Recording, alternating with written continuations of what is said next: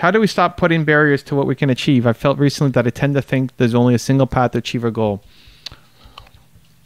Well, those are two different questions. The hardest part is recognizing where you're holding yourself back. You know, if you're talking about how do we stop putting barriers to what you can achieve, the hardest part is recognizing where you even have a barrier. So the fact that you've caught one is awesome, because most of the things that hold us back are subconscious, and you never catch them. You just continue to play small. And the reason that you give yourself is actually a good reason, right? Like it's actually a logical, it's logical. It makes sense why you couldn't do X, you know? But other people have done it, so why can't you? So the hardest part is catching it. Once you've caught it, then the trick is to consistently surround yourself with the people who are doing that thing, who have showed that it's possible. So who has overcome those odds? So your specific one was, there's only one path to a goal. Okay, so who's inspired you, who's taken a different path? Whether, you know, if you love someone like bilyeu, who's always talking about being the learner, if you love, you know, whoever your hero is that's done it, then you want to be around that mindset and those people as much as possible. Subscribe to their channels, watch their content every day, read their books, listen to their podcasts, watch their YouTube videos a little bit every day. And it will start to seep into you. But again, the hardest part is catching the things, understanding what the limiting belief is. Most people can't catch it.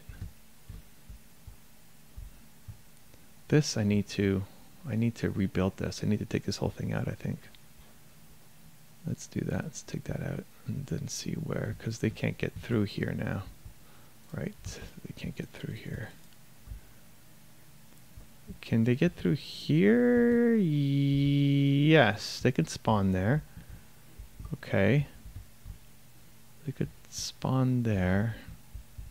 But this, they won't fall into the water. Wheels and Warrior says, very true. Nice. I'm getting more confident. I'm just not sure what content to make. Well, there's a couple paths for that. So when you're struggling with what content to make, think of the following things. One, what content does younger you need?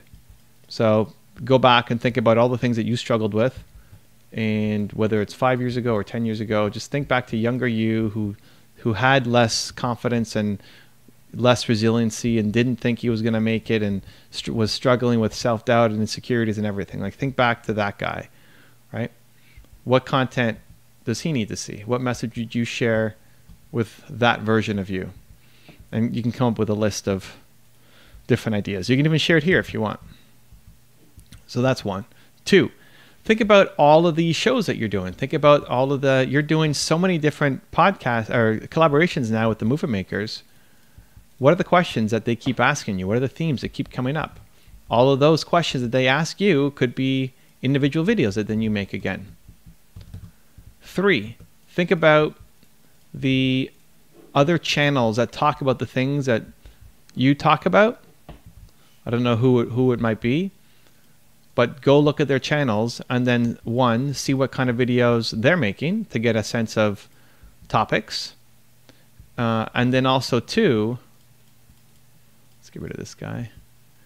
Look at their comments and see what people are asking for that then the person hasn't made a video on. Because whoever owns that channel is not responding to comments and is probably not being super attentive to the people in their community like that. So that could be you. So you then make the video that the people in the comments are asking for. So those are 3 pretty simple ideas that you can execute right now.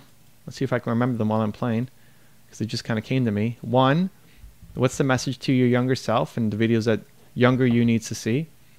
2, think about all the collaborations that you are currently doing and what are the common themes that that pop up. You can make that into content. And then 3, look at your AKA your competitors, but they're not really competitors, just your contemporaries, and see what kind of content they're making to make your version of it, and look at their comments for ideas of what kind of content you can make. You can do that, boom, you got 50 different ideas from those 3 strategies.